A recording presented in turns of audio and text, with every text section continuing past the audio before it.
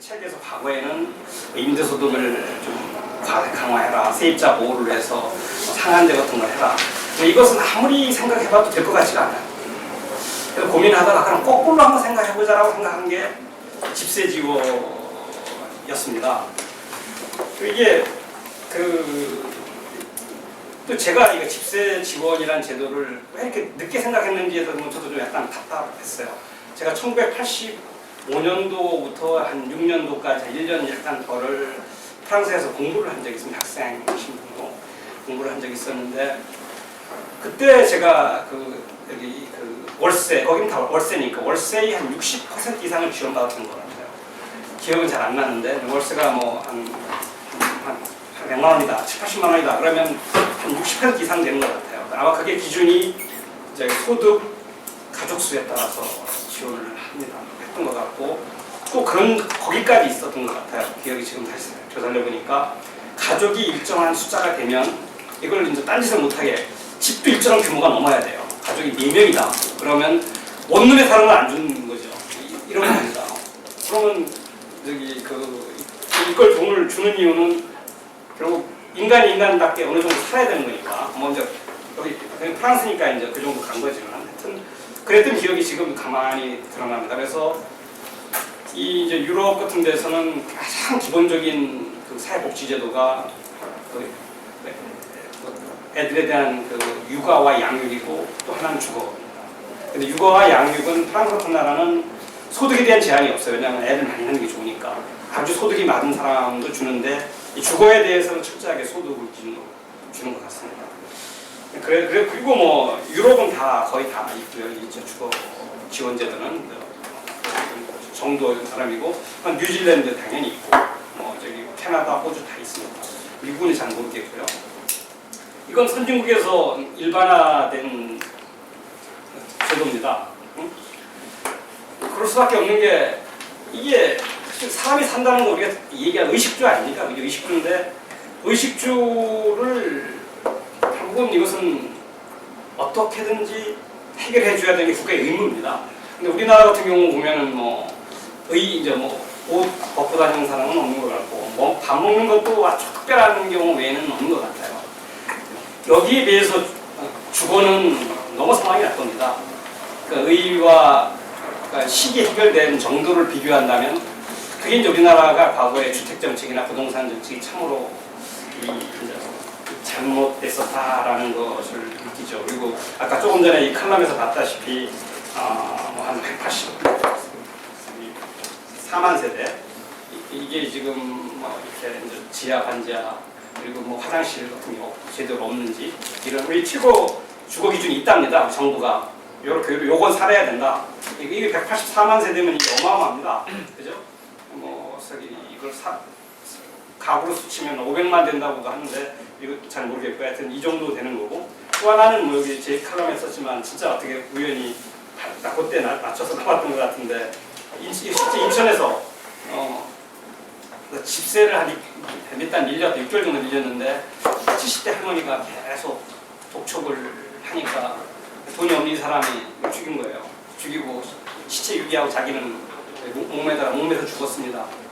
참 이거 레미제라블에 나오는 그런 이런 건 사실 이게 적어도 우리나라가 여기까지 와 있는데 이런 사건이 나는 사실은 않습니다.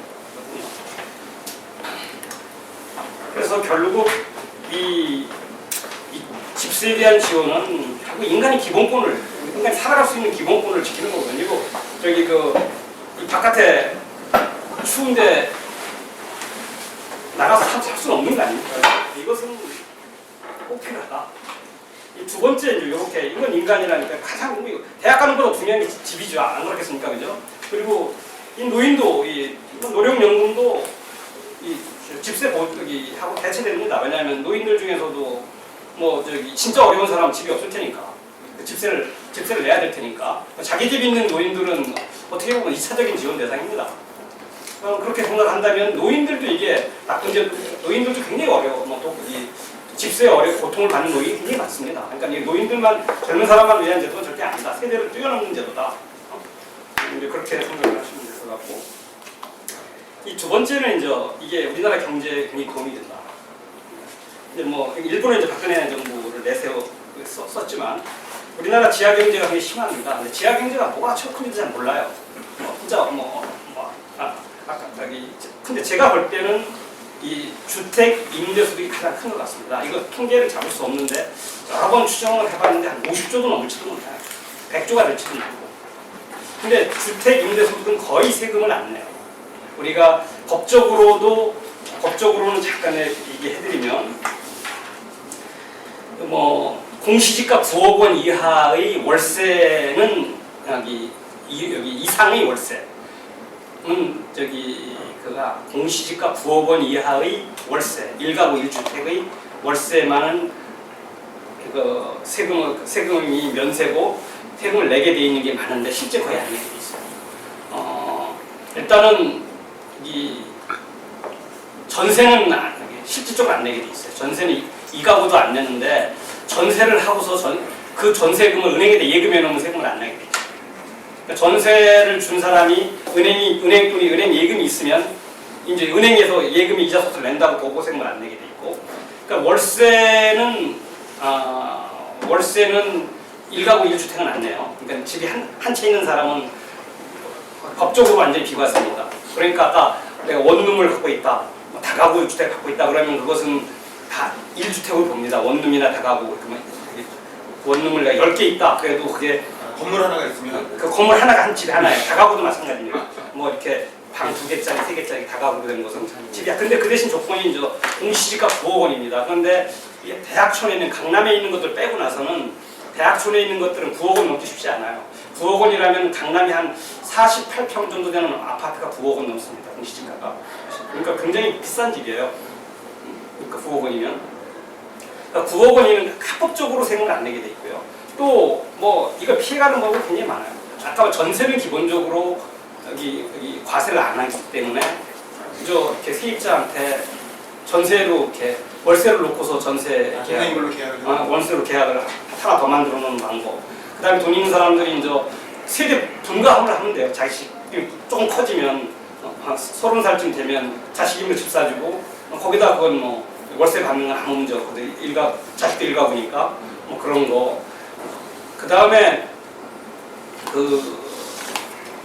또 뭐가 있냐면 이게 좀 많이 있는 방법이 아니지만은 자기 집에 살면서 자기는 전세 살고 자기 집을 월세로 놓는 사람도 꽤 있습니다.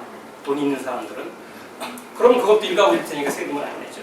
그래서 사실은 이 주택에 대한, 그리고 또 세무당국이 이걸 억지로 쫓아가려고 하질 않아요.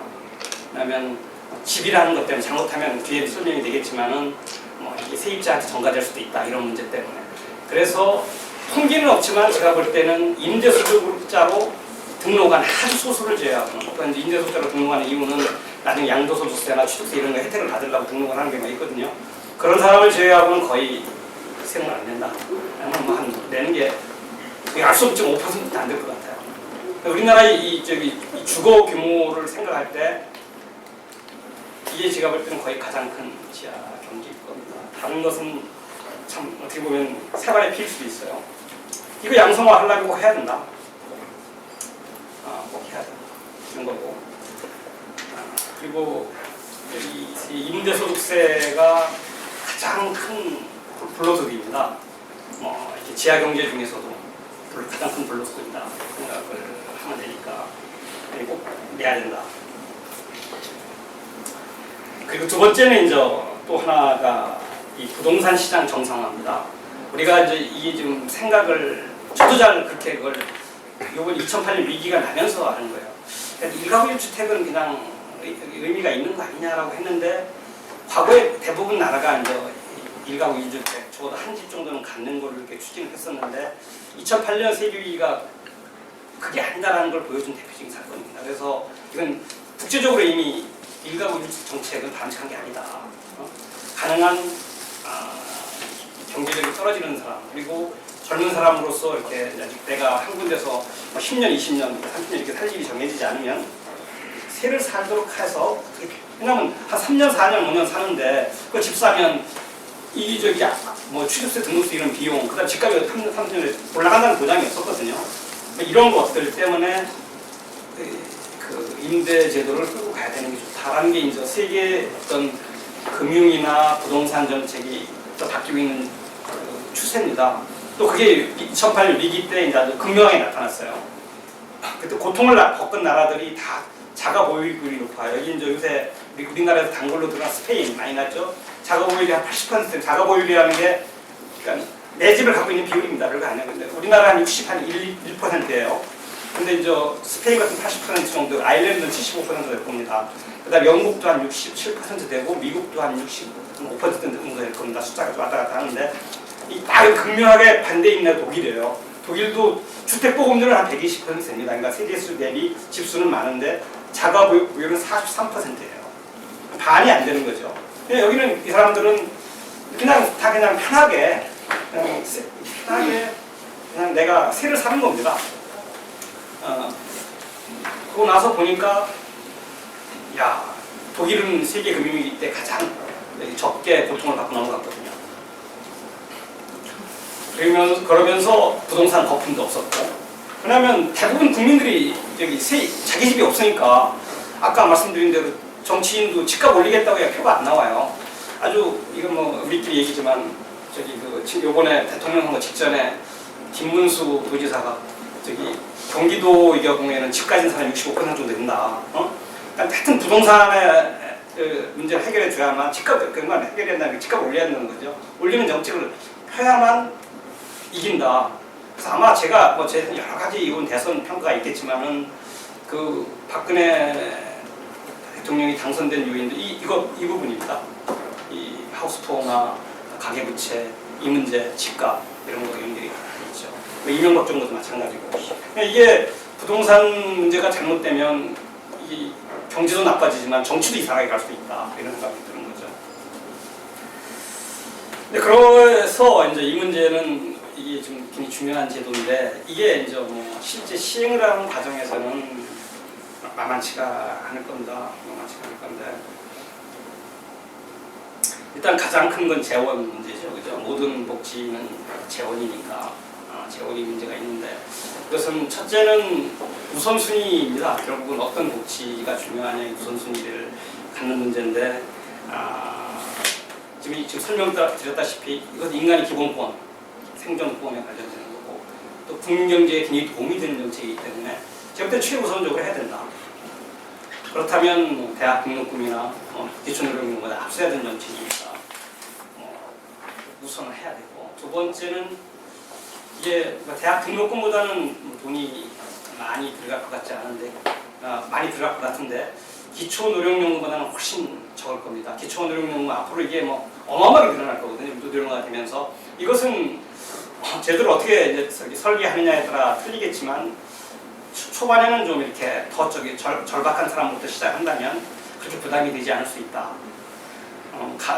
세대 가족이 있는 사람, 이렇게 또 애가 있는 사람 이런 식으로 해서 먼저 이렇게 우선순위 줄 수 있는 방법들 많거든요. 그렇게 하면 될 것 같고 또 하나는 이것은 재원과 관련해서 이 제도가 도입되면은 다른 거하고 틀리게 그 지하경제가 이렇게 드러나는 겁니다. 그러니까 세금을 정신 차리고 많이 거둘 수 있는 여유가 생겨요. 그러니까 한편에서 세수가 안 들고 수 있고 또 한편에서는 이 복지를 지원해 줄 수 있는 대상이 줍니다. 그러니까 자 이게 이제 대표적으로 그 원룸이나 다가구를 하고 있다. 그럼 거기서 내가 월세를 뭐 50만 원씩 한 5채다. 그럼 250만 원 아닙니까, 그죠? 이거 굉장히 큰 소득입니다. 250만 원 받는 사람이 지금은 다 기초노령금 받습니다. 왜냐면 그 사람들 세비 다 비과세고 소득 신고 하나도 안 돼 있으니까 그 사람한테 줄 필요 없죠, 그죠? 250만 원 받는데 기초노령금을 왜 줍니까? 뭐 이제 그런 식으로 250만 원 갖고 고민스럽겠지만 더 큰 거 갖고 있을 수가 있거든요. 다른 재산도 있을 수 있고. 우리나라는 소득 투명화가 되어야만 이 연금 문제도 해결이 됩니다. 연금은 당연히 어렵게 사는 노인들을 지원을 해줘야 됩니다. 그런데 실제 받을 필요가 없는 사람들, 오히려 세금을 내야 되는 사람들 내야 되는데 안 내고 있는 사람들까지는 지원하는 거니까 그런 걸 없앨 수 있는 거가 되기 때문에 이 제도가 된다면 뭐 복지의 어떤 지출 규모가 뭐 조금이나마 줄어들 수 있다. 뭐 이렇게 해서 이제 재원 문제는 쉽지는 않은 과제지만 우선순위와 이런 데 넘어갈 수 있고 이제 하나는 두 번째가 이제 가장 논란이 이렇게 이걸가 되면 세입자의 이제 전가가 된다. 집세가 즉 집세가 올라서 세입자가 더 많은 집세를 내야 된다는 문제가 있습니다. 이건 아까 그래서 임대소득세 과세 문제하고 이제 연결돼 있는 건데 이건 제가 볼 때는 언젠가 넘어가야 되는 과제입니다. 그리고 이게 실제 얼마큼 전가될지는 저도 잘 모르겠어요. 일부는 전가될 건 확실합니다. 그런데 100% 전가는 안 될 거다. 그냥 시장이라는 게 있기 때문에 시장에서 수요 공급과 공급성이 있으면은 결국 자기가 세금 부담하는 것만큼 다 전가해서는 시장에서 그만큼 또 이렇게 가격이 오르면 또 수요가 주는 효과가 있기 때문에 그래서 전가는 되겠지만 100%는 아니고 또 이런 그러니까 단순히 과세만 강화하는 게 아니라 거꾸로 세입자한테 지원이 되니까 세입자 입장에서는 조금 오른다 하더라도 오른 것보다는 뭐 아무래도 더 참 지원 받는 것보다는 덜 오를 걸 테니까 뭐 조금 이득이 아니냐. 그리고 이것은 언젠가 넘어가야 된다. 그리고 만약에 이런 걸 세입자에 대한 전가, 서민이 부담 증가라고 생각한다면 뭐 서민들이 이용한 음식점이나 뭐 슈퍼 같은 거에다가 과세하면 안 되거든요. 그런 취지로 볼 때 이건 뭐 그냥 넘어가야 된다. 그 다음에 이제 하나가 큰 것이 이제 이 저항이 만만할 겁니다. 굉장히 클 겁니다. 저항이. 특히 이제 임대소득자들이 아까 말씀드린 대로 지금 굉장히 편해 세금도 안 내고 뭐 여러 가지 혜택도 받았던 사람들이 저항이 클 거고 또 한쪽의 저항은 하우스포일 겁니다. 왜냐하면 상대적인 박탈감이죠. 내가 왜 집을 샀나? 뭐 이렇게 되는 그런 것 때문에 이것은 뭐 설득과 뭐 언대면 같이 이제 같이 이렇게 공격, 논리적 공격 이런 거 해야 되겠죠. 그래서 이제 특히 이것을 추진하는 과정 속에서는 우리나라 경제 구조나 이렇게 사회 구조를 볼 때는 우리나라가 이렇게 여러 가지 계층이 있을 수 있습니다. 우리는 이제 전문직도 있고 관료도 있을 수 있고 뭐 그다음에 기업 쪽에서도 있을 수도 있고 이렇게 있는데 고위 임원, 경영층 이런 사람도 있을 수 있는데 이 사람들의 공통점이 하나 있습니다. 거의 그게 바로 부동산입니다. 부동산으로 엮여 있다는 겁니다. 부동산에 대해서는 이익이 같아요. 우리나라의 어떤 그러니까 관료하고 전문직, 뭐 그 다음에 뭐 기업 임원, 고위 경영층 뭐 이런 이렇게 보면 완전히 틀린 계층으로서 우리나라의 상층부를 형성하고 있는 사람들이 부동산은 다 많이 갖고 있습니다. 대표적으로 이렇게 보시면 우리 공직자들 이렇게 요새 뭐 자산 공개하는 거 유심히 보면은 자본주의 사회에 돈이 많은 거는 나쁜 거 아닙니다. 돈이 많은 것은 좋은 건데 이 사람들이 굉장히 재산이 다 부동산이에요. 80%, 70%. 이게 비정상입니다. 우리나라만 특이한 케이스거든요. 그래서 이 사람들이 저항이 굉장히 클 거다. 여기에다가 이제 이 과거에 이렇게 사람들이 부동산에 투자를 해서 돈을 벌어왔기 때문에 또 뒤에 이제 마지막에 거기를 쫓아가려고 했던 사람 해서 돈을 벌려보려고 했던 사람들이 하우스포거든요. 그 사람들이 이제 묶여 있기 때문에 이것도 하나의 반대 세력이 되는 거죠. 누구 아까 말씀드린 집 가진 사람이 많기 때문에 뭐 그렇긴 하지만 집 가진 사람들도 냉철하게 생각해 보면 자기 자식은 세입자가 돼야 될 가능성이 크거든요. 아주 많이 가진 사람은 뭐 자기 자식한테 집을 사줄 수 있겠지만 그렇게 좀 이렇게 대승적으로 생각한다면 꼭 불가능한 건 아닌 것 같아요.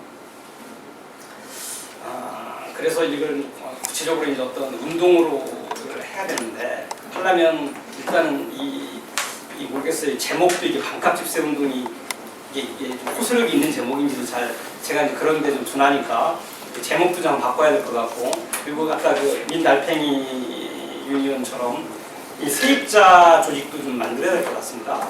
그 외국에 보면 세입자 조직이 있어요. 노조 비슷하게. 노조처럼 강하지는 않지만.